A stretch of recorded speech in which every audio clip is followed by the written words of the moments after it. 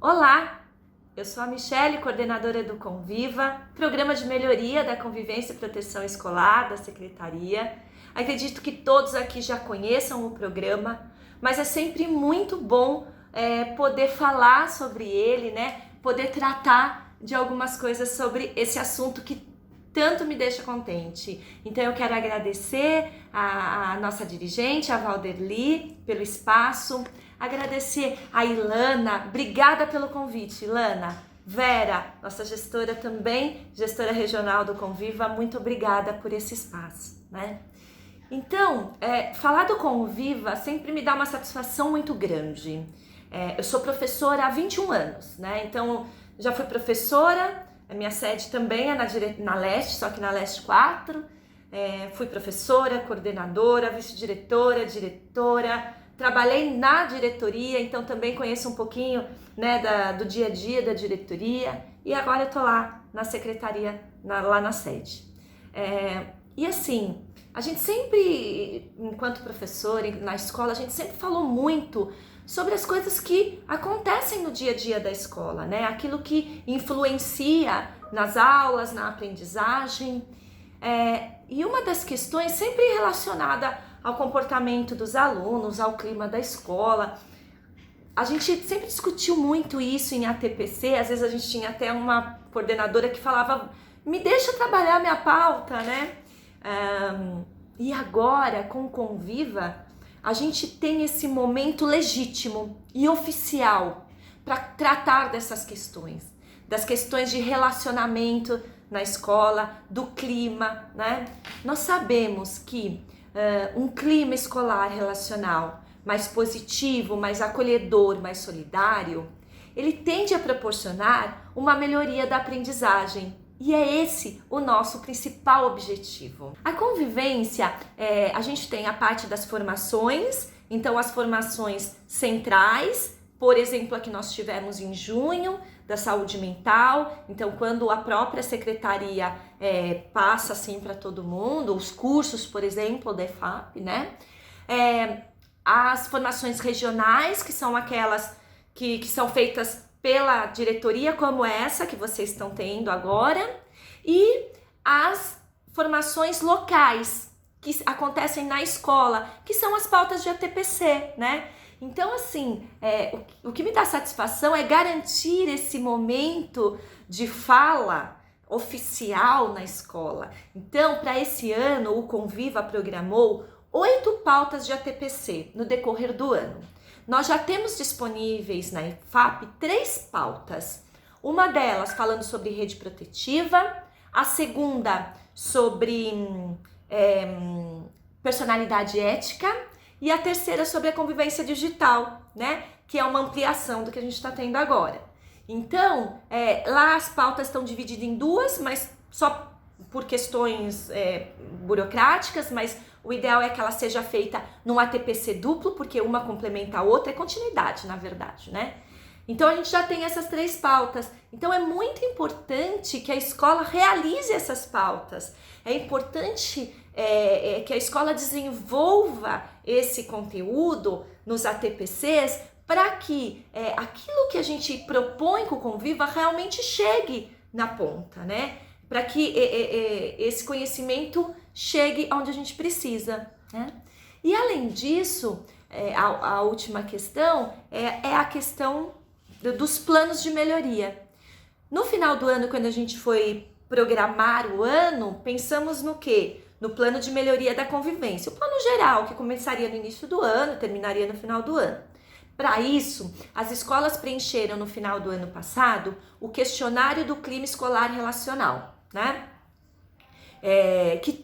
Que já está disponível na sede, os gráficos, os resultados já estão lá na sede. Então a escola, ela toma como base os registros do Placon e o clima, né, o questionário do clima, para que possa planejar ações para melhorar aquilo que o questionário do clima apontou. Então, no questionário do clima, a gente tem 3 grandes dimensões. Uma delas, as questões de conflitos, a outra, questões de intimidação, e aí são as questões de bullying, e a outra, as questões de regras e sanções. São 3 dimensões. e aí propor uma ação para cada dimensão para melhorar aquilo que não está legal. Tudo isso pensando no quê? Na melhoria do clima. O Conviva, ele tem 3 grandes bases, assim, ele se baseia em 3 alicerces. Um deles são as medidas de segurança, que está relacionada com a nossa proximidade com a Secretaria de Segurança Pública. Comigo, lá na minha sala, fica um capitão da Polícia Militar, um cabo da Polícia Militar, para cuidar das questões de segurança das escolas. Então, às vezes, escolas que sofrem ameaça, às vezes algum funcionário, alguma coisa desse tipo, né? E tem também dentro da segurança as questões do vídeo monitoramento. Então as escolas têm adquirido as câmeras de vídeo monitoramento, essas câmeras têm sido espelhadas no Centro Integrado de Comando e Controle, né? Que é um órgão da Secretaria de Segurança Pública, tudo isso para ajudar a cuidar da escola, né? A outra grande alicerce, a outra grande base é o que a gente chama de corresponsabilidade. Então, nós sabemos que nós sozinhos, só a escola, não dá conta de formar integralmente o menino, de dar conta de tudo. A gente precisa de outras instituições. Família, claro, sempre em primeiro lugar, mas também outros órgãos, como a Secretaria de Saúde, a própria Segurança, Secretaria de Justiça, de Assistência, Ministério Público, Conselho Tutelar. Então, trabalhar mais juntinho com eles, né? E a outra questão é o Placon, a plataforma Conviva, que é o Sistema Integrado de Registros Escolares. Então, o porquê da importância de realizarmos os registros de ocorrência. Antigamente a gente tinha o ROI, né? Ele era subnotificado, quer dizer que nem todas as escolas registravam tudo o que precisava, não registravam todos os dias. Aí, desde outubro, a gente vem fazendo um acompanhamento muito maior desse sistema e a gente tenta mostrar a importância de registrarmos. Os registros são importantes e não servem apenas como um banco de dados, como um depósito de informações ou uma mera estatística. A gente utiliza tudo que é colocado ali. Então, por exemplo, desde o final do ano passado, a gente percebeu que tínhamos um número muito elevado de registros de crianças que se automutilavam, né? E aí a gente percebeu a importância de trabalharmos questões como as questões de transtorno mental e as questões da saúde mental e equilíbrio emocional. O que a gente fez? Trouxe agora, no meio de junho, uma formação sobre isso. Então, os registros, eles servem principalmente para nos dar um norte para ações proativas, né? Não é só para registrar, e isso em nenhum momento prejudica a escola, de forma alguma, né? Não prejudica. Ao contrário, isso só tende a ajudar. Além disso, a escola, ela tem um registro do aluno lá, tem um histórico, não só de notas.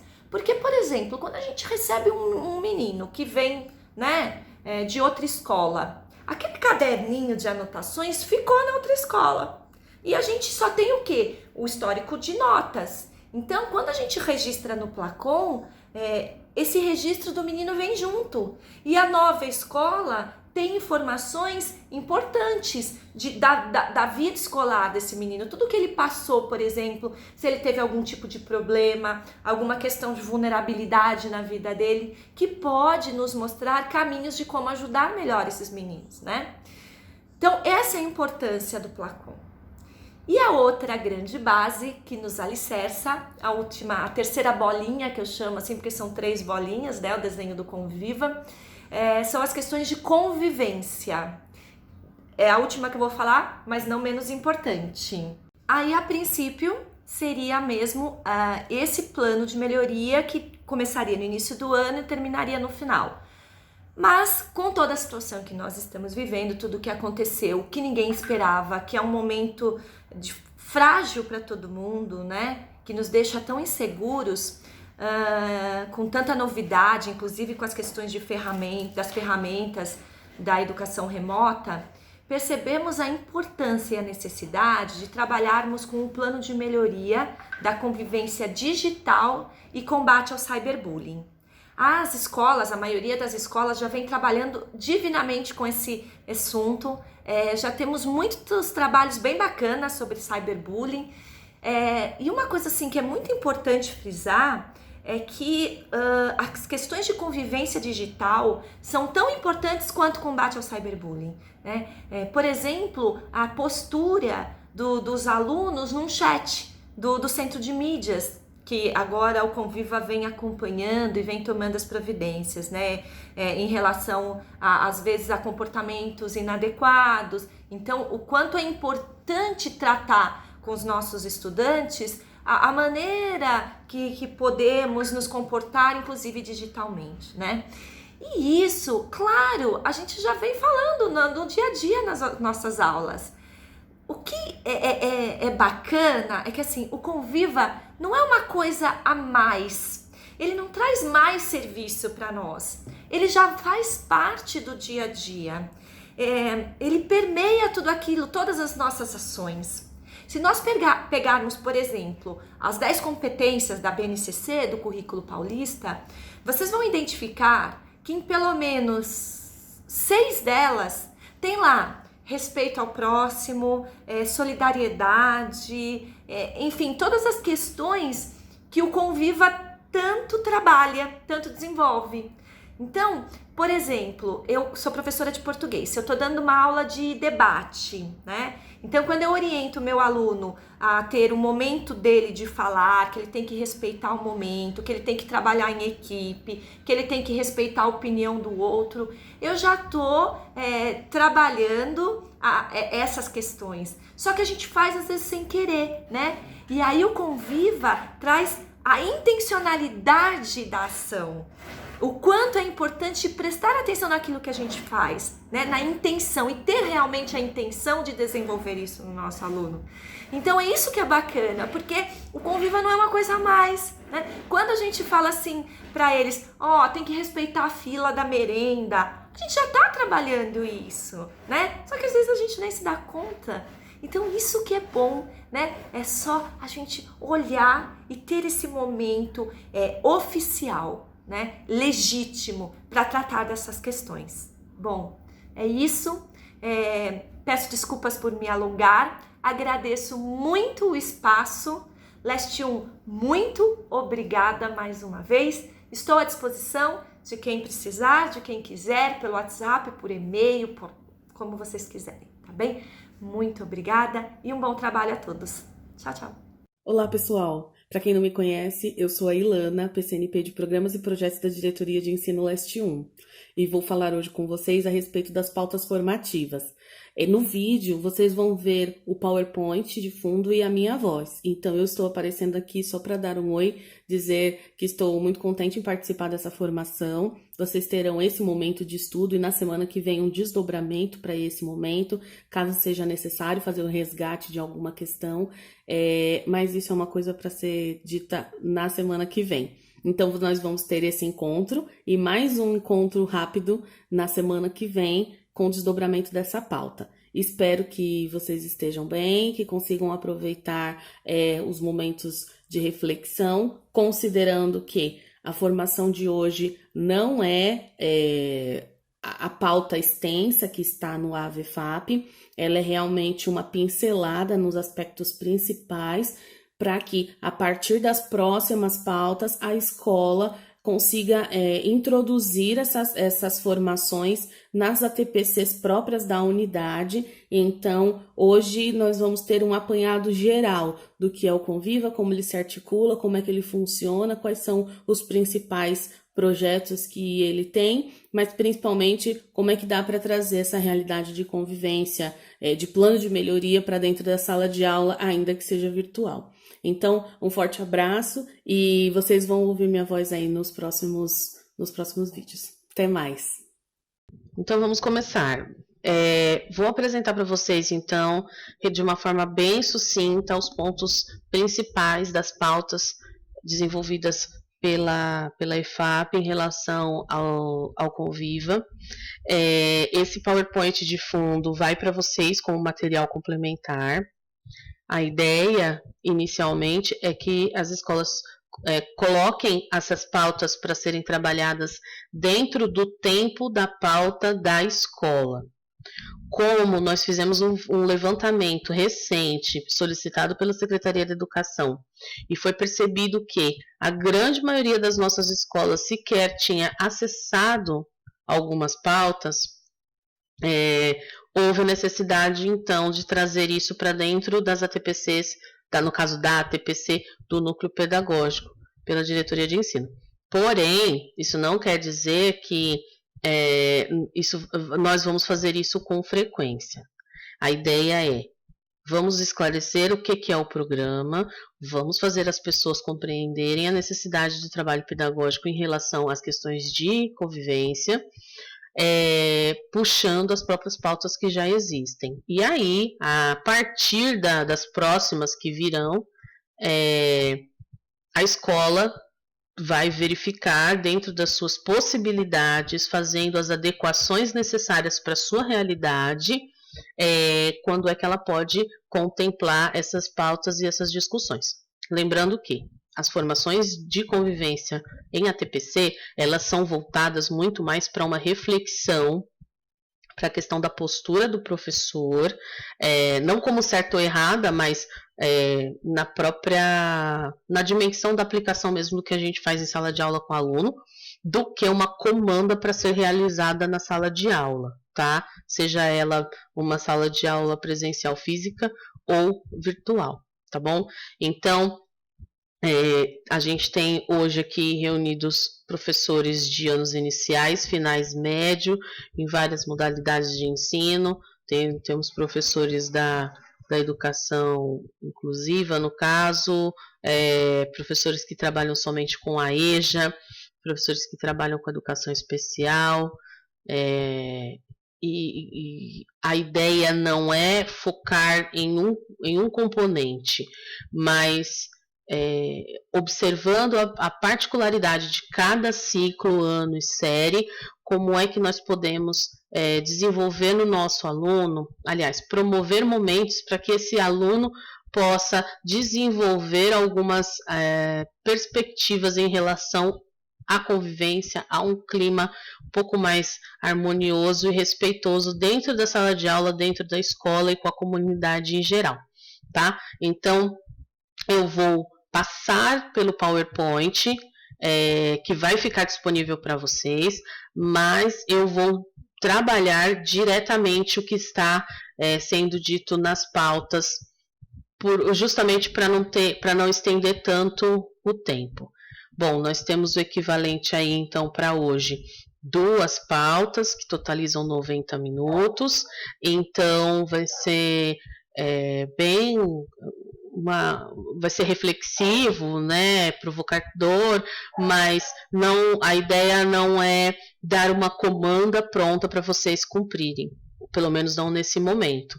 Na semana que vem, quando haverá o desdobramento dessa pauta para aquelas escolas que não conseguiram realizar a pauta ainda, eu vou enviar materiais para fazer esse complemento, para fazer esse aprofundamento, e as escolas que sentirem a necessidade, que perceberem que é interessante fazer a retomada, que os professores querem continuar essa discussão, também vão poder usar do mesmo material. As escolas que já falarem, não, a gente já discutiu antes, já é a segunda ou terceira vez que a gente vai esbarrar nessa situação, nessa discussão, essas escolas vão ficar com a semana que vem, então, para fazer o aprofundamento de alguma outra pauta, que não seja necessariamente do Conviva, mas que precise fazer o aprofundamento da mesma forma. Essa nova dinâmica de trabalho foi uma solicitação das próprias unidades escolares, a supervisão de ensino, a dirigente, então a gente está tentando adequar, e não existe uma forma pronta, né? A gente está na tentativa e erro até acertarmos o passo. Então, eu vou agora começar a falar da pauta.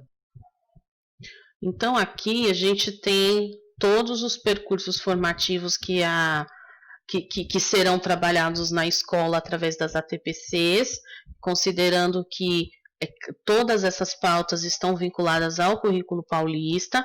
No PowerPoint vocês vão poder observar quais são as competências gerais do currículo que contemplam, né, esses temas, e também as competências específicas por área, ciências humanas e ciências da natureza, que também podem ser associadas aí no trabalho desse tipo de formação. Então, a gente tem primeiro o fluxo da rede protetiva, depois a gente tem a formação da personalidade ética e, por fim, o uso responsável da internet.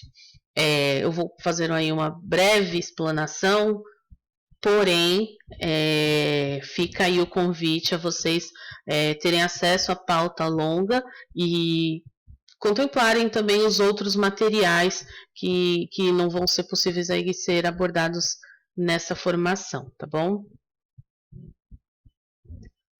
Então, quando a gente vem para a primeira pauta, a ideia é apresentar para vocês a rede protetiva e como é que ela interage com a educação, no caso com a escola. Quando a gente for trabalhar isso na escola, é importante lembrar que você não vai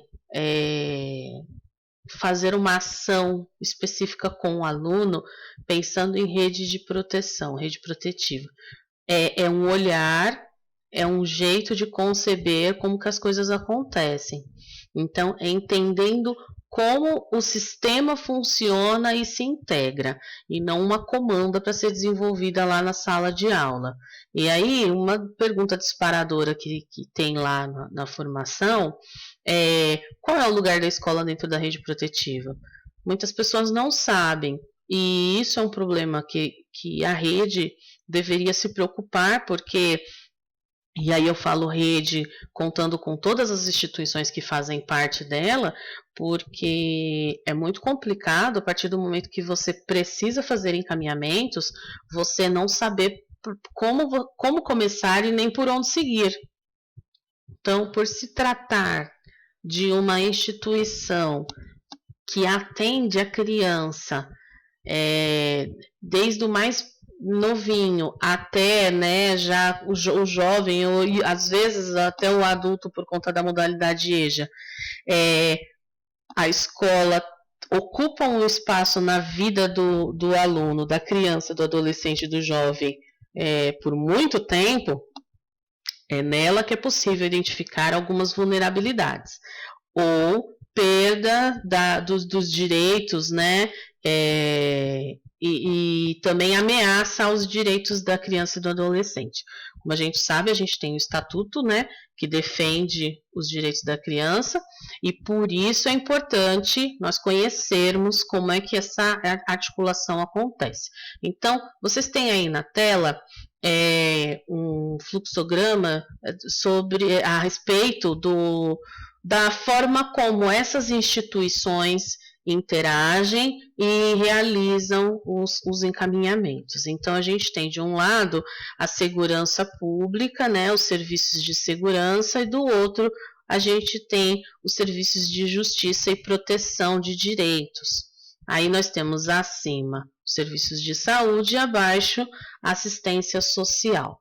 Bom, a escola faz essa interlocução pensando na criança, no adolescente, no jovem, que está em idade escolar, frequentando, né, regularmente matriculado, porque essa instituição, a escola, ela tem a condição de fazer o atendimento desse aluno como um direito estabelecido por lei, né, e que faz parte desse âmbito de promoção de direitos.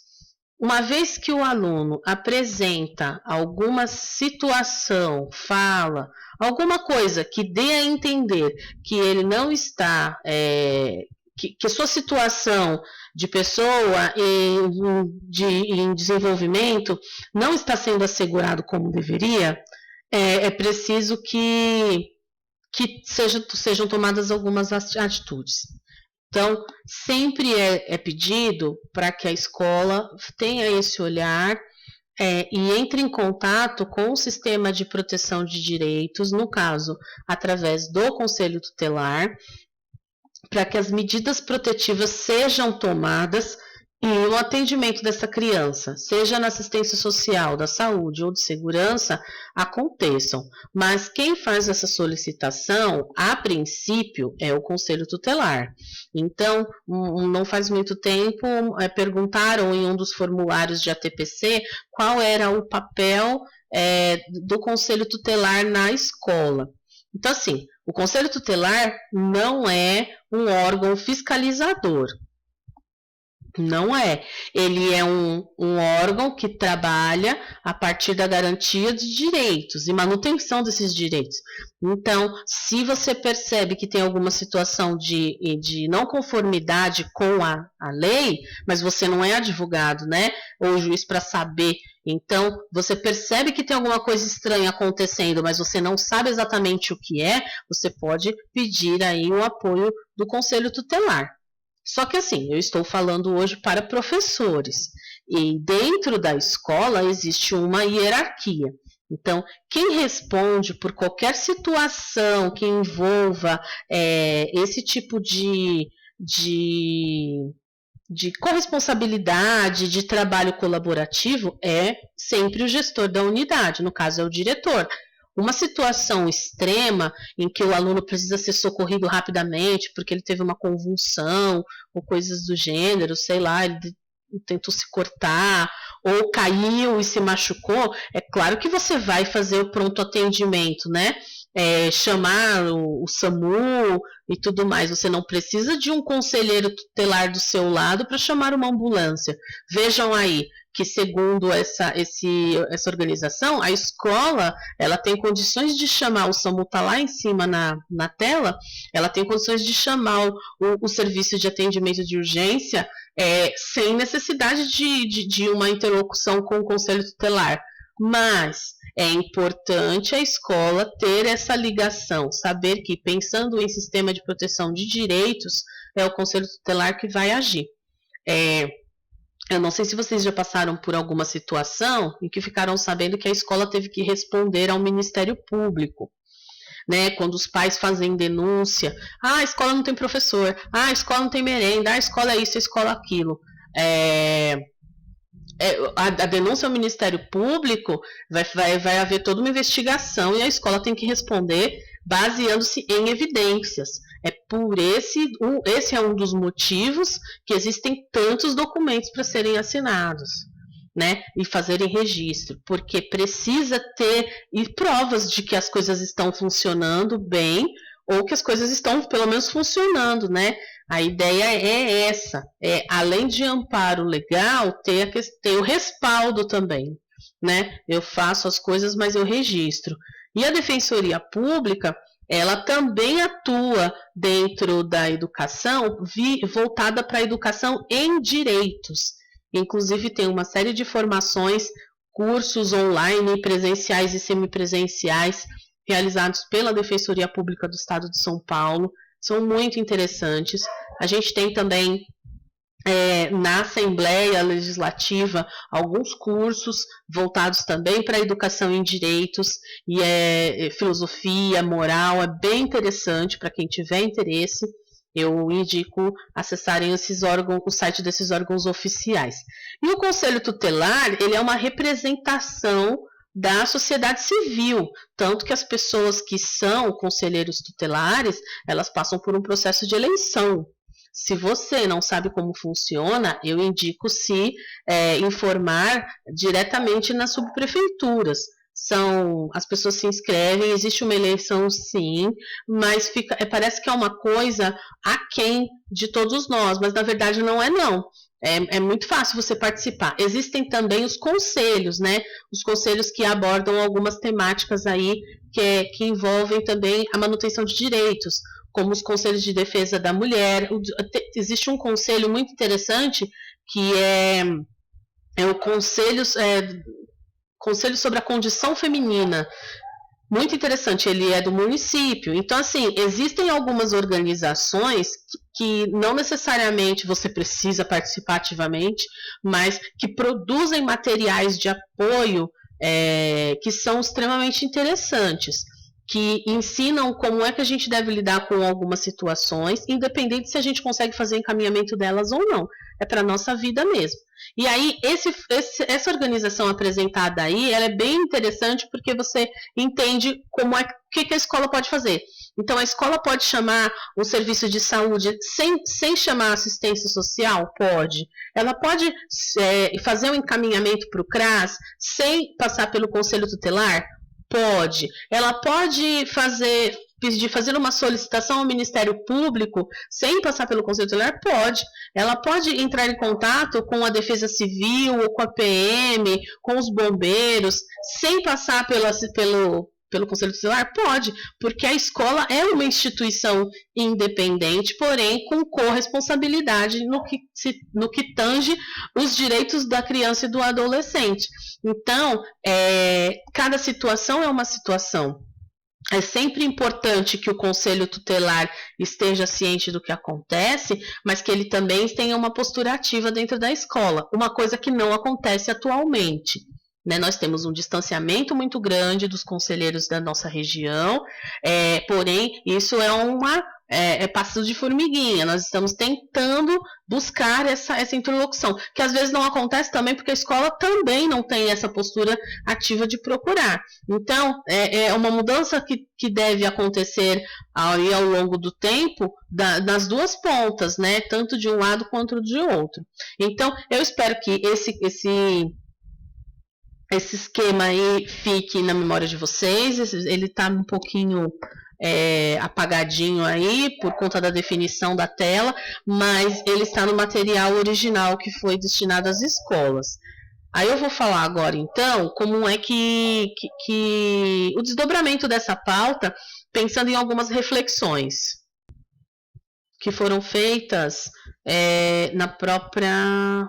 a partir do que foi discutido, aliás, do que foi proposto para a discussão.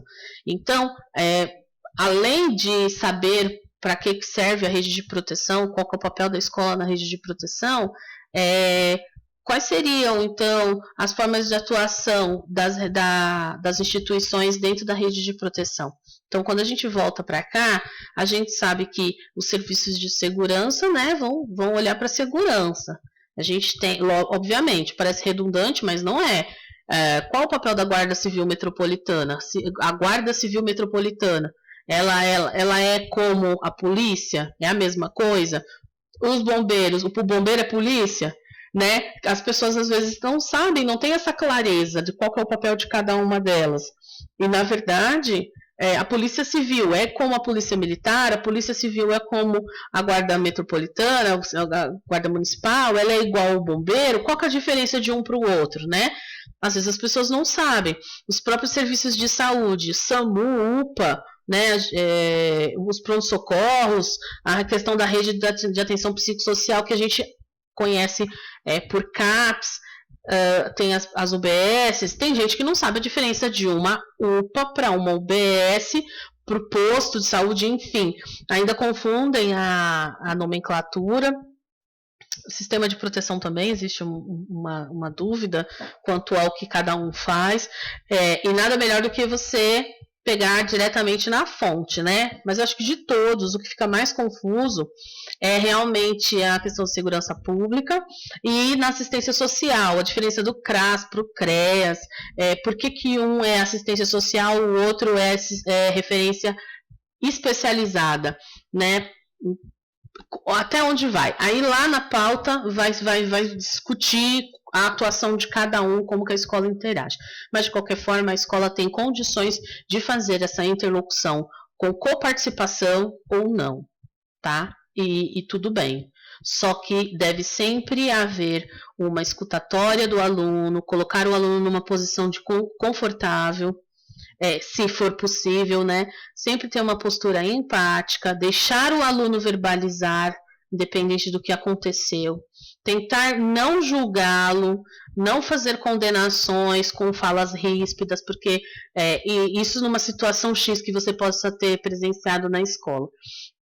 Porque educar para a educação moral, ela não conversa com agressão.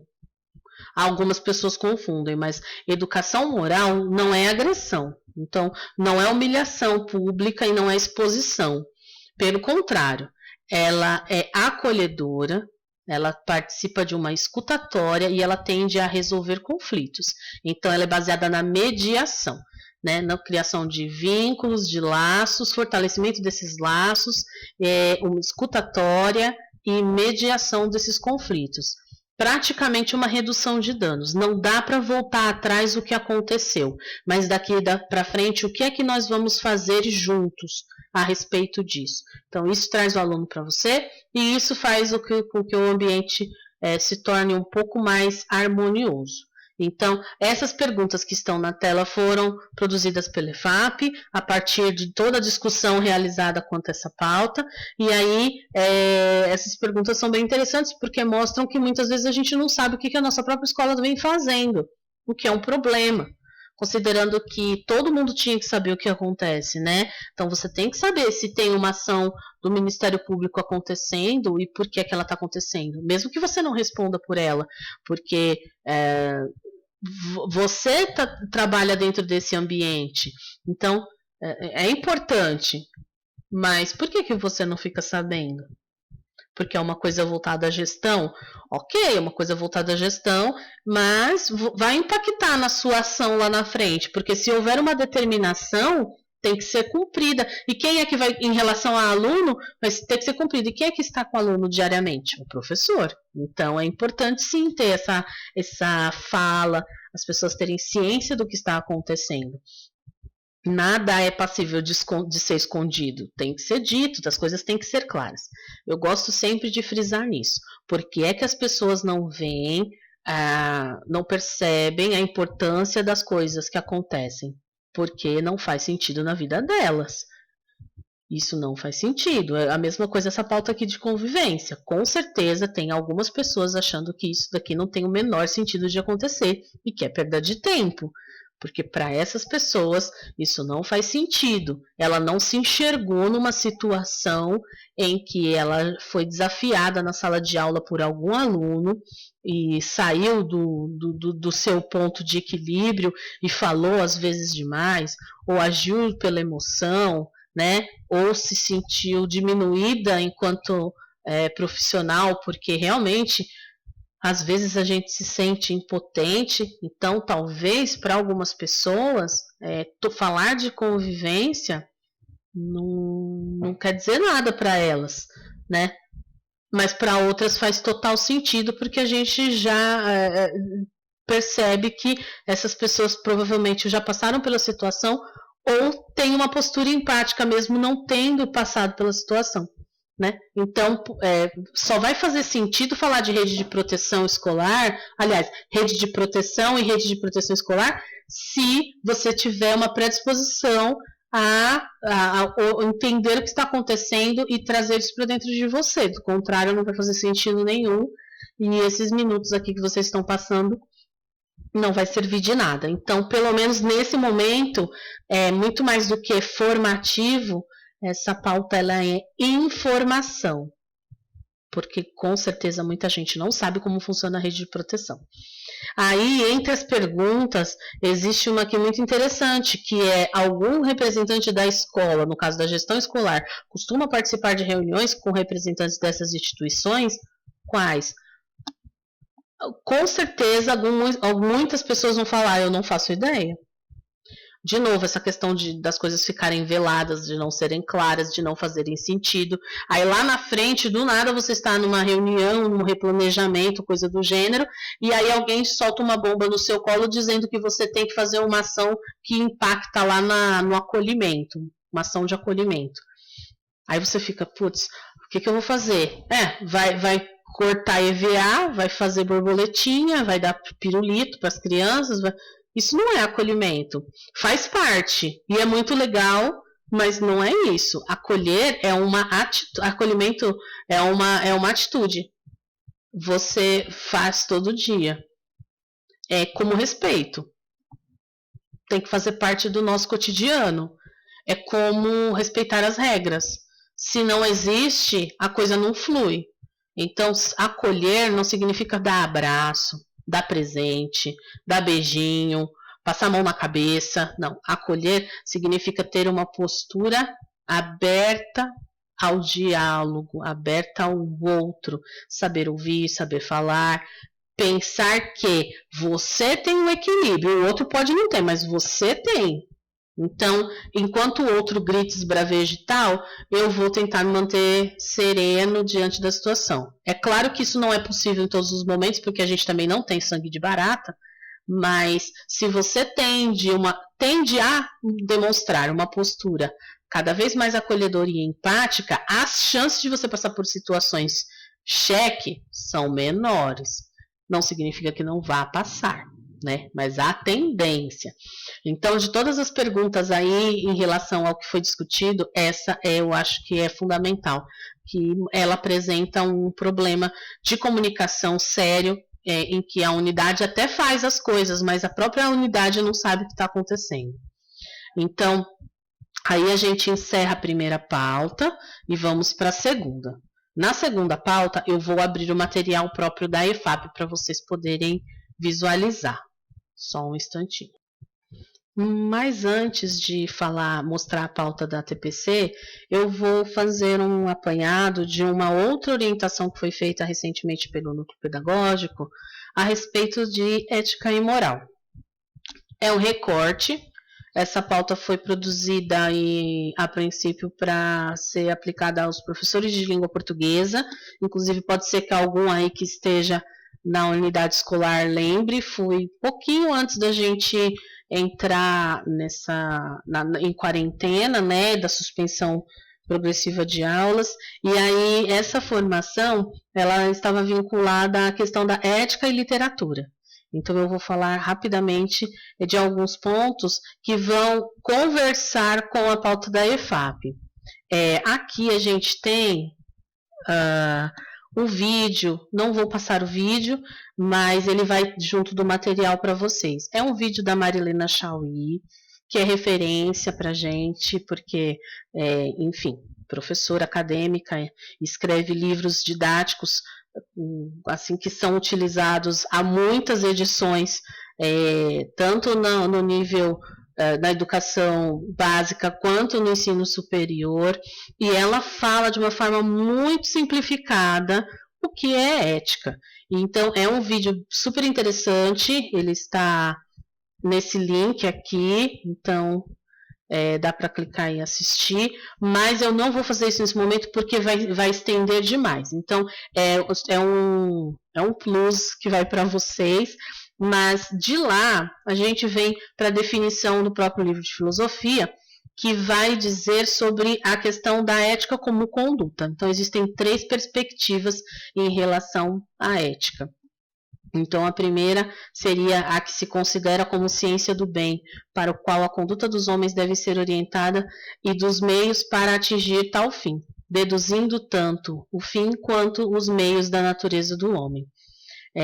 Então, essa perspectiva aí está associada a essa concepção, a primeira concepção de que se trata de uma ciência do bem em que a conduta do homem deve ser orientada, tanto no seu meio quanto no seu fim, para se atingir uma determinada, né, resolução, porém faz parte da natureza humana. A segunda diz que a que considera como ciência do fundamento da conduta e procura determinar tal fundamento com o objetivo de dirigir ou disciplinar essa conduta. Então, ela é mais coercitiva nesse sentido. Então, enquanto a primeira ela é a ciência do bem, que busca, né, a ponderar condutas humanas, mesmo essa sendo na própria natureza, a segunda já é para explicar condutas. Então, ela explica um fim, não no meio, né, em que a coisa acontece para você atingir determinado objetivo. E aí a tendência é tentativa e erro, e ela vai dirigindo, disciplinando, para que essa conduta se encaixe dentro de um determinado padrão X, que aquele grupo social em que a pessoa em questão faz parte está inserida. E aí tem a terceira forma de pensar sobre ética, que é a que diz que ética é a busca de argumentos para que os outros façam aquilo que nós acreditamos ser justo. Então, assim, é mais ou menos aquele juízo de valor. Então, pensem em juízo de valor. Quando eu vejo uma situação em que eu digo, mas fulano não fez o correto, porque o correto seria... Então, não é o que o outro fez em si, mas é aquilo que eu abomino ou não aprovo, né? E justifico o fato do outro ter feito ou eu fazer dentro daquilo que eu quero ou não quero. Então, parece uma coisa complexa, mas quando a gente avança um pouquinho, a gente tem a explicação aí a partir das correntes epistemológicas, que são várias formas de se fazer no mundo através de métodos de organização de pensamento. Então, a gente tem a teoria do conhecimento, né, dando base para que isso aconteça, e aí a gente tem lá das correntes epistemológicas, desde o empirismo até a dialética, por isso que a setinha caiu. Então, o empirismo vai trazer um ponto de vista que só é real aquilo que pode ser experimentado. E a ciência se constitui, assim, na capacidade de repetir esses experimentos a fim de conhecer a natureza. Depois a gente tem o racionalismo, o utilitarismo, o positivismo, o funcionalismo e o sistemismo, que vocês podem ler aí e acompanhar, até chegar na dialética, que seria a interdependência entre partes. O real é contraditório, o movimento e o devir são criadores de algo novo. Então, vejam, a partir do momento que a gente tem uma concepção de ética, aliás, 3 concepções de ética partindo, sempre vinculada à conduta, né? Uma que é a ciência da conduta, mas a ciência da conduta baseada em formas de pensar e agir, de concepção de mundo, a gente consegue chegar então ao legado dos antigos filósofos, que vão falar que, ao examinar a ética dos gregos e romanos, encontraremos 3 grandes princípios da vida moral. Aí aqui eu faço um adendo. É importante separar moral e ética, porém elas não estão separadas. A moral, ela tem relação com a vida cotidiana, com o estabelecimento de regras, instituições que o grupo social cria e se fortalece, para continuar vivo, para fazer a sua própria manutenção. A ética são esses valores morais, essa vida cotidiana introjetada no indivíduo e misturada com as suas experiências, misturado com isso daqui, com a sua forma de conceber o mundo das coisas. Se ele é real, se ele não é real, se ele é contraditório, se ele tem uma função, para que ele serve, e assim vai. Então, quando a gente vai para cá, a gente tem esses 3 pontos principais que diz, o primeiro, que por natureza os humanos aspiram ao bem e à felicidade, que só são alcançáveis pela conduta virtuosa. Então, você ser virtuoso é você ser alguém que consegue colocar a razão para trabalhar a partir daquilo que você deseja. Então, você racionaliza os processos de querer as coisas ou fazer as coisas. Aí, de uma forma bem simplória, tá? No vídeo da Marilena Chauí, a explicação com certeza está assim, infinitamente, várias vezes melhor do que a minha.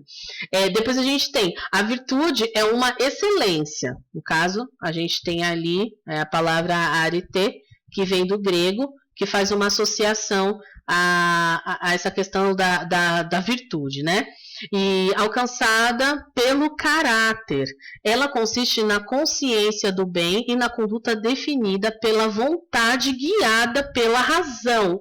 Vejam, vontade guiada pela razão, que deve controlar instintos e impulsos presentes na natureza do ser humano. O que tem relação com o que a gente falou lá anteriormente. Se a ética é uma ciência de conduta, ciência da conduta, aqui a gente tem um ponto importante, porque a conduta o sujeito só vai ser ético se ele tiver uma conduta virtuosa. Essa conduta do indivíduo, ela deve ser definida de uma forma em que a vontade guia a razão. Aliás, a vontade é guiada pela razão. E aí você faz um controle dos seus impulsos e dos seus instintos. E no final está dizendo que a conduta ética é aquela na qual o agente sabe o que está e o que não está ao seu poder de realizar. Referindo-se, portanto, ao que é possível e desejável para um ser humano. Então, vejam, para ser considerada uma pessoa, um sujeito ético, segundo a concepção dos antigos filósofos gregos e romanos, eu preciso ter essas 3 características. Então, quase que de uma forma naturalizada, a minha conduta precisa ser virtuosa. Para ser virtuosa, ela precisa partir da perspectiva racional. E para que essa racionalidade exista, eu defendo o ponto de vista em que eu sei o que eu posso fazer e o que eu não posso. E eu vou pesar os prós e os contras pensando no que é mais desejável para ser realizado. Independente de ser a minha vontade ou não, porque aí a gente vai para a próxima parte.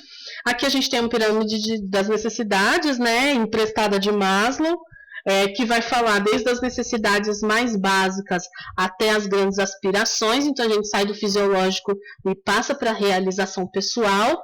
Não vou ler porque vocês vão receber o material, mas pensem das camadas mais baixas, das necessidades fisiológicas até de relacionamento, né? Que estão aquele nível de aspirações, mas que tem a ver também com a preservação do corpo vivo.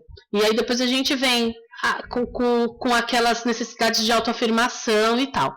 Aí a gente vem para a questão da vontade e do desejo. Por quê?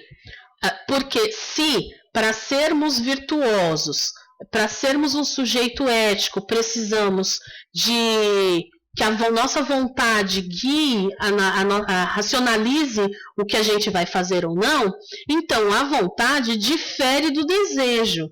E aí, de novo, 3 características aparecem. Porque, primeiro, a vontade é um ato voluntário. Ela implica em um esforço para vencer obstáculos. Então, esses podem ser materiais, físicos ou psíquicos. Né? Então, essa tenacidade, essa perseverança que a vontade tem, ela vai trazer uma continuação dos esforços para que você obtenha uma determinada, que você atinja o seu objetivo. Por isso a gente tem a força de expressão aí a expressão chamada força de vontade. Então, é um ato voluntário, mas é um ato dificílimo, porque ele vai olhar para isso daqui e ele vai tentar, tirando aquilo que é uma necessidade fisiológica para a manutenção do corpo vivo, ele vai implicar em questões que inspiram a psique humana, né? Os desejos. Então, é um combate muito complicado dentro da nossa cabeça. Depois, além disso, tem a questão do ato voluntário, que exige discernimento, uma reflexão antes da ação. É mais ou menos assim: pensa, observa, analisa e aí você faz.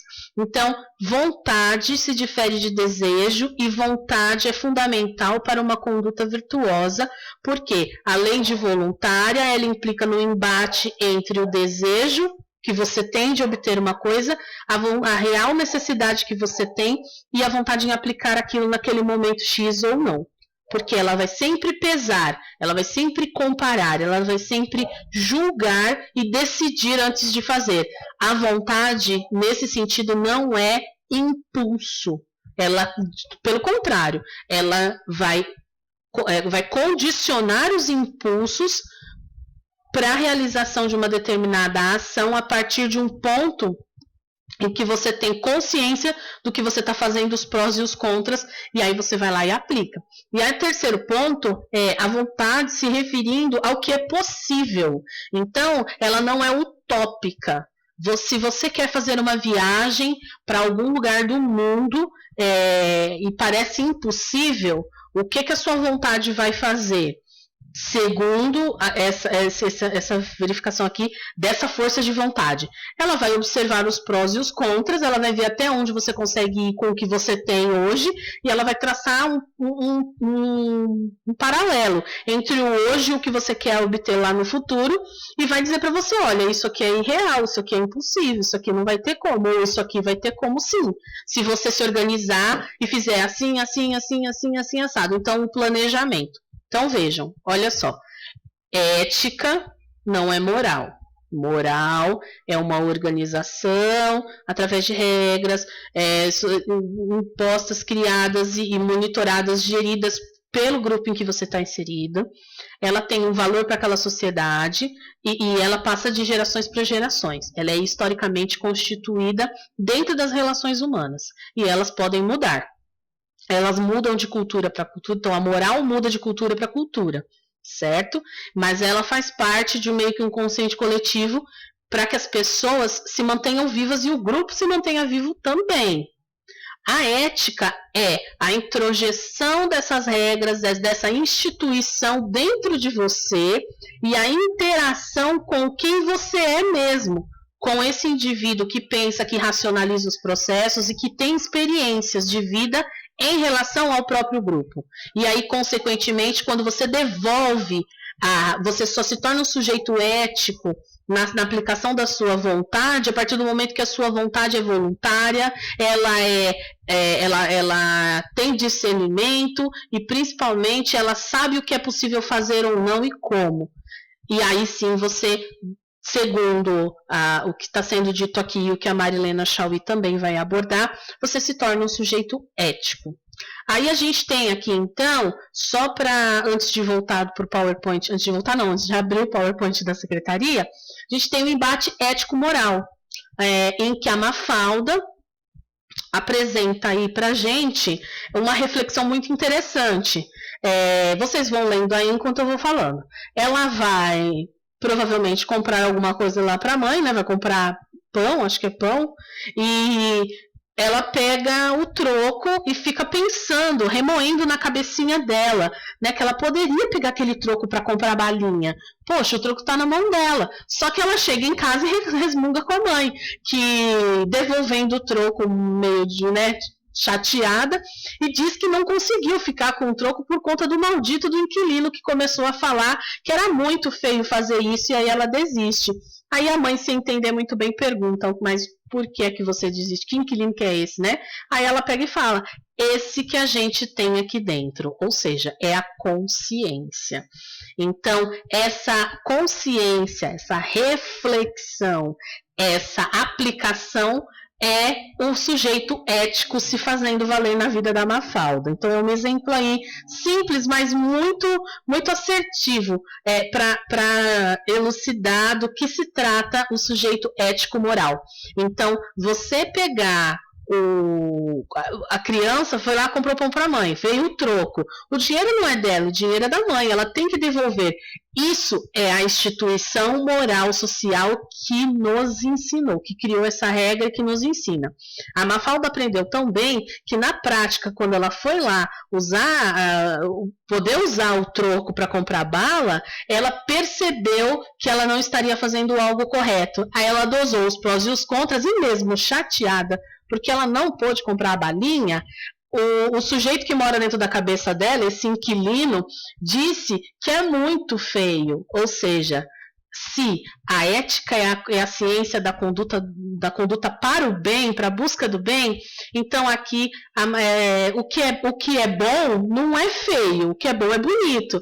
E o fato de ter dito que é muito feio, isso já prova que a Mafalda conseguiu, então, aí fazer a aplicação de uma conduta baseada numa vontade voluntária que julgou e que observou que daqui para ali existia um abismo e que ela não deveria pisar não cair nesse buraco. Então, é bem interessante, é um exemplo que dá para ser usado aí com os alunos.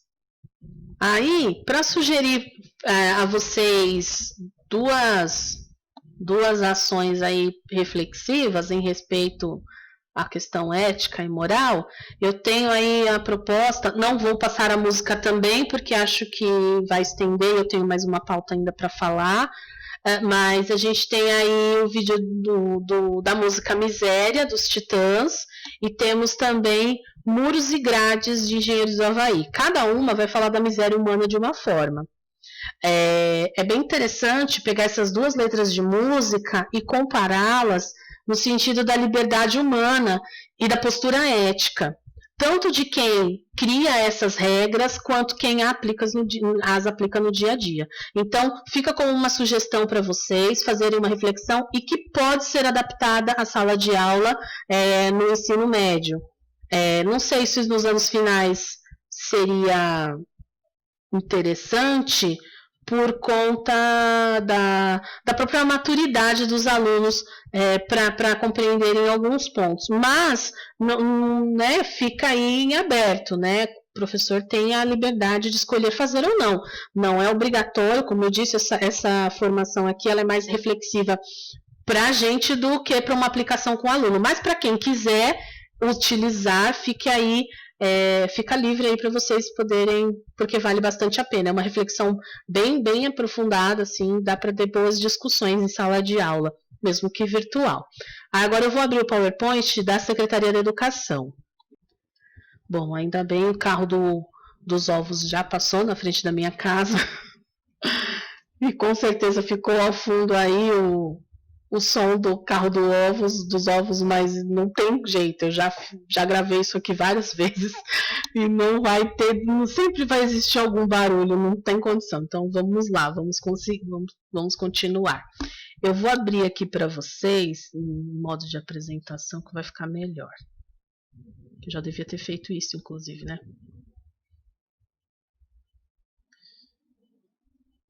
Então, aqui a gente vai ter, eu vou passar direto para o que interessa, aqui. Então, a Secretaria apresenta um outro ponto de vista, que aquele primeiro que eu trouxe complementa esse daqui. Então, o que você compreende por formação da personalidade ética. Aí aqui existe essa frase do Puig, que diz que se trata de uma tarefa complexa que os seres humanos realizam com a ajuda de seus companheiros e dos adultos para elaborar aquelas estruturas da personalidade que lhe permitirão integrar-se de maneira crítica ao seu meio sociocultural. Então, assim, por que vai integrar a pessoa, o humano, ao meio sociocultural? Porque as regras, as instituições são criadas a partir da cultura e da sociedade. Então, o que está dizendo aqui é o mesmo que está dizendo lá, com outra perspectiva, mas é a mesma coisa, basicamente. Então, assim, a outra perspectiva, assim, porque aqui está abordando a questão do trabalho colaborativo, né? Então, a formação da personalidade ética, ela é baseada em uma tarefa complexa que você faz com os outros. Por quê? Porque você não vive sozinho no mundo, você precisa interagir com outros humanos. E aí, nessa introjeção do que é certo, do que é errado, do que o outro significa, aliás, do que o outro dá sentido e você significa, é que você vai criar a sua própria personalidade ética. A gente tem, então, na seção de estudos, o texto da professora Luciene, que vai falar um pouquinho como é que essa autonomia individual vai ser trabalhada. E esse aqui é o texto dela. Então, vai falar sobre autonomia como um desejo maior. Aqui, ela vai fazer um apanhado da teoria de Piaget. Basicamente é isso. Então, vai falar sobre o desenvolvimento da criança, o desenvolvimento psicossocial da criança, falar de alguns aspectos psicológicos. E aí, tem uma parte aqui que é interessante, que é essa daqui, ó, que vai dizer que, na verdade, Piaget se refere a duas tendências morais, ou seja, formas de condutas institucionalizadas que vão ser introjetadas dentro de cada indivíduo. Uma é a heteronomia e a outra é a autonomia. Assim, em linhas gerais, segundo a fala dele, elas vão determinar nossos julgamentos e as ações, julgamentos, ações e a forma como a gente vai compreender esse processo. Então, considera a moral enquanto um sistema de regras construído a partir de uma interação do sujeito com as estruturas internas e os objetos do mundo. Vejam, estruturas internas são as condições endógenas que a pessoa, o indivíduo tem para superar obstáculos, para aplacar necessidades, para aprender a apreender o mundo e aprender a aprender. E aí, assim, partindo para partes mais específicas do texto, vai ter momentos em que vai ser dito justamente essa diferenciação, o que é heteronomia e o que é autonomia. Como aqui nessa parte, em que ela vai dizer que a gente tem que considerar, então, segundo a perspectiva de Piaget, que a heteronomia ela é uma moral da obediência, de aceitar as regras e reproduzi-las. Obedecer figuras de autoridade. E a autonomia, ela já é a moral que busca o bem. Então, eu peso os prós e os contras e eu aplico aquilo não porque eu sou obediente, mas porque eu sei o que é melhor para mim e para o coletivo. Esse é o ponto central desse texto aqui. É a diferenciação entre o que é heteronomia e o que é autonomia. A educação, ela pelo menos, né, nos documentos, ela está para a autonomia e não para uma heteronomia. A simples obediência não significa uma transformação da postura ética do sujeito. Simplesmente você pode fazer o que é moralmente concebido como correto e ser uma pessoa totalmente antiética. Porque a aplicação daquela moral para a situação em si não vai buscando o bem, mas ela vai buscando a obediência. Se vocês têm exemplos recentes de situações que uma determinada tomada de atitude, apesar de, entre aspas, correta, ela não olha para o bem do coletivo, entre aspas, o bem. Ela atende uma necessidade X, mas ela não olha para esse bem maior, essa busca de uma melhor qualidade para todos. Então, aqui diz que será preciso cuidar para que não cheguemos a conclusões equivocadas que têm fortalecido algumas ações por parte daqueles que educam. Então, vejam, é por isso que uma das questões da educação em valores, a educação moral, é baseada são baseadas nas ideias de punição, crime, castigo, lição de moral. É uma lição de moral do bem ou uma lição de moral da obediência que você quer? Vocês conseguem perceber? Então, assim, esse texto, ele vai conversar com aquilo que eu expliquei anteriormente e que vai... Expliquei não, né? Que eu trouxe para vocês e com o que a Marilena Chauí vai dizer. E aí a gente chega no exemplo lá da pauta, que é o estudo de caso desse bilhetinho do coração, que foi feito por uma professora para uma mãe de aluno. Então, a gente vai ler aí, né? Isso aqui é um caso real, tá, gente? Mamãe, haverá uma visita à Sala São Paulo e eles são muito rigorosos em relação à disciplina, mas, né, aí aqui, enfim. Como o Leandro, João, Pedro, sei lá, coloquem o nome que vocês imaginarem aí, costuma aprontar, o quê? Nossa, não consigo nem ler. Costuma aprontar, gostaria que a senhora não o mandasse na sexta-feira, obrigada. Então, pensando nessa questão da conduta, da moral para a obediência e a moral para o bem, considerando a postura ética do sujeito ético, essa professora fez corretamente em informar a família? Ou não? Aí aqui tem as questões reflexivas, né? Que é qual a opinião de vocês sobre o pedido para essa mãe? Poderíamos dizer que essa é a atitude que contribui para o desenvolvimento da autonomia do estudante? Por quê? Então, assim, uma vez que a gente tem uma situação dessa posta, sabendo dessas informações que a gente teve antes, será que pedir para uma mãe não mandar o filho para a escola num dia de passeio, porque o passeio é para um lugar X e lá as pessoas são rigorosas? Pensem, o rigor é em relação à conduta que as pessoas devem ter dentro do determinado espaço. Então, a criança que entra dentro desse espaço, ela precisa ser respeitosa, ela precisa falar baixo, ela precisa saber se portar, ela precisa ter uma obediência.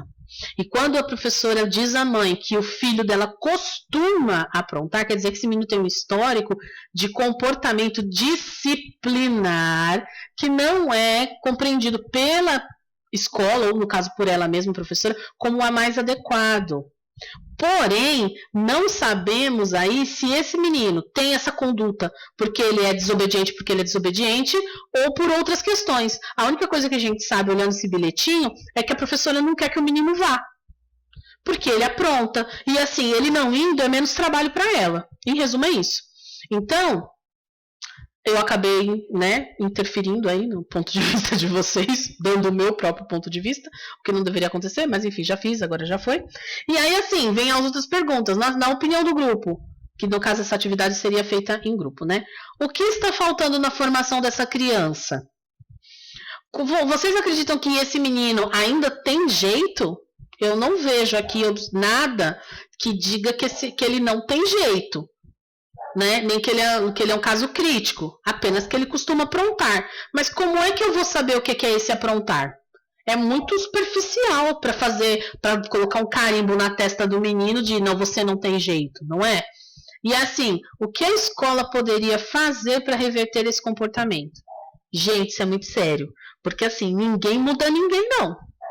Ninguém muda. O que a gente pode fazer como instituição de ensino é dar alternativas e apresentar, tanto quanto for possível, possibilidades para que haja uma mudança de pensamento. Mas, de novo, foi o que eu falei sobre a pauta do Conviva.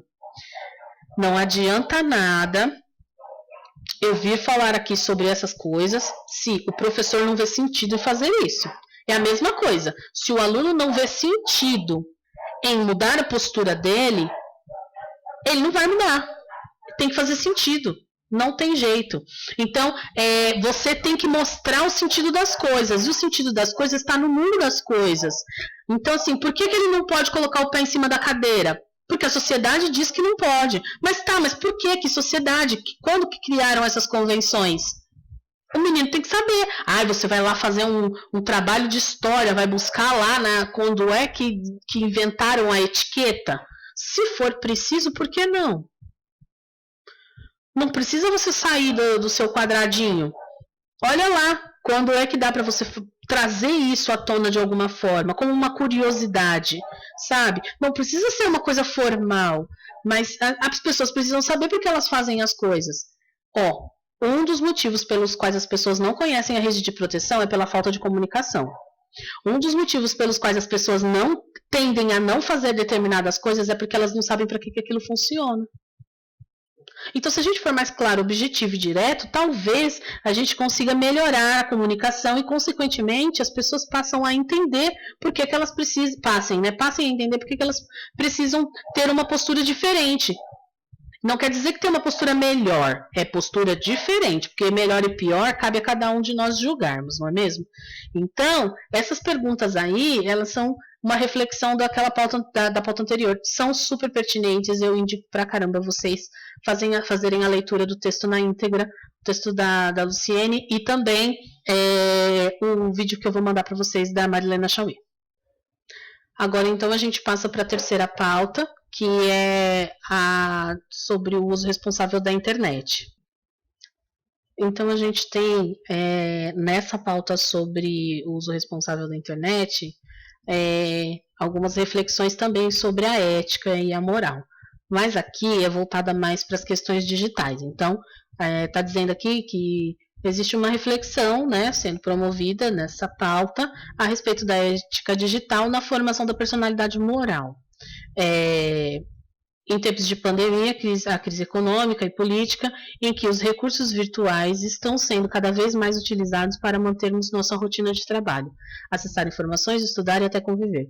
Precisamos discutir sobre valores como respeito, honestidade, liberdade, solidariedade, entre outros.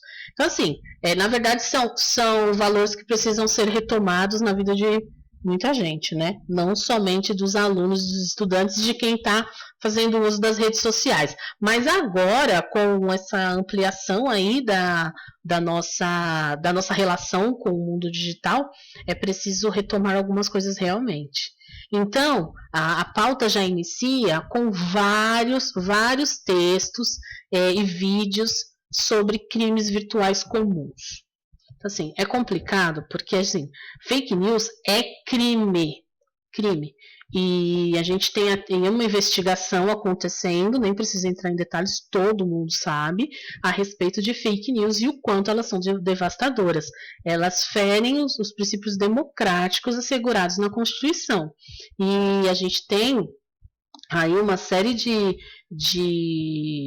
situações acontecendo em que as pessoas estão sendo expostas simplesmente porque quem faz isso considera que está tudo liberado, e não é assim não. No fato de você tirar uma foto, eu não sei se vocês sabem, você vai lá e tira uma foto e posta na sua rede social. Ela está na rede social fechada, mas se alguém que tem acesso à sua rede social vai lá, copia e fica republicando a sua foto, ela não tem direito sobre a sua imagem. Não é a foto em si, mas é a imagem. Ela não tem direito sobre aquilo. Então, ela não pode sair por aí simplesmente republicando, repostando. E o que a gente vê? A gente recebe, às vezes, vídeo da criancinha rezando Pai Nosso. Ai, que gracinha! Ai, que lindinho, Deus abençoa, bom dia. Gente, por melhor que seja a intenção, isso, se for levado ao pé da letra, é crime. Porque, primeiro, é uma criança. Ah, mas foi a mãe que mandou. Não interessa, não pode.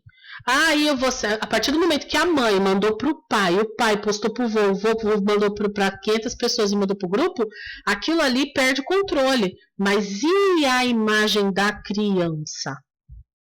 Esse é o pulo do gato. Onde é que está o problema? Não é o mandar o vídeo, é de quem é a propriedade da imagem. É da criança, no caso do maior de idade lá que tirou a foto, mas não é para ficar repostando por aí. Então a gente tem que ter cuidado. Nós fizemos uma formação no final do ano passado muito assim, embasada mesmo em legislação. E os vice-diretores e os PMECs ficaram levemente assustados com a quantidade. É mais fácil a gente responder por algum crime virtual, mesmo não fazendo muita coisa assim para que isso aconteça, do que a gente não ser enquadrado em nenhum tipo de crime. Porque a gente não tem orientação para isso. E aí, infelizmente, é o que acontece. Então, a gente tem fake news, cyberbullying, inclusive tem um plano de melhoria acontecendo nas escolas nesse momento. Se você não sabe, tá aí a oportunidade da sua gestão explicar o que é e como é que funciona, porque eles fizeram. Pedofilia, gravíssimo. Racismo, não está falando aqui, mas tem incitação ao ódio, xenofobia também. Estelionato virtual. Gente, muito cuidado, sério. Isso aqui virou... Todo mundo já passou, já recebeu uma ligação ou um e-mail. Então, cuidado. Aí tem a questão da extorsão virtual, estupro virtual, que para mim é uma novidade. Não sabia que existia e fiquei chocada quando eu li. Então, assim, espero que vocês tenham tempo suficiente para poder acessar e ver esse vídeo. É interessante. crimes de homofobia, também de intolerância, violência contra a mulher, das mais, assim, escatológicas que vocês possam imaginar. Tem muitos vídeos da Deep Web com mulheres escravizadas. Olha, é terrível. Scammers, que eu nem sei explicar direito o que é isso, porque é muito esquisito, mas indico vocês acessarem para ter mais informações. E também apologia ao crime, não só ao ódio, mas ao crime. Invasão de domicílio, depredação do patrimônio público, e outras coisas. Então, assim, vale bastante a pena. Aí a gente tem, na sequência, lembrando que isso aqui são referenciais, tá? A ideia é que vocês acessem e possam conceber aí uma trilha em relação aos crimes virtuais mais comuns, mas se não for possível, nesse momento, que vocês façam em outro, né, quer dizer, hoje não vai ser possível, mas em outro momento, se vocês não puderem resgatar, que façam isso ao longo do tempo, porque esse é um tema que não vai cair em desuso. Aí a gente tem aqui a legislação em relação aos crimes virtuais.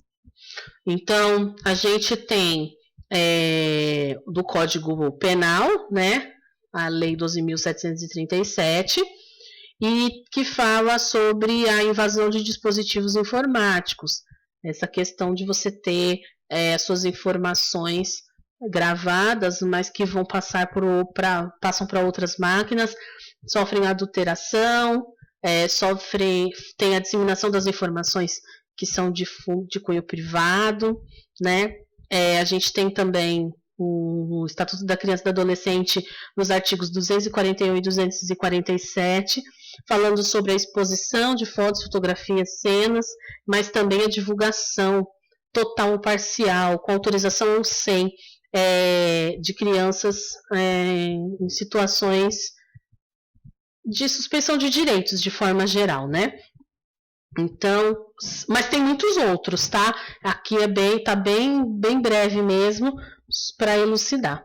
Aí a gente tem aqui, no próximo slide, a seção de texto, a seção de estudos vai ser baseada no texto Como Educar para o Uso Consciente do WhatsApp. E assim, assusta bastante. Aí é esse texto aqui. Por que assusta? Porque a Thelma Vinha, ela vai falar a respeito das relações que a gente mantém nas redes sociais. Então, ela vai falar lá do Orkut, que inclusive sinto saudades,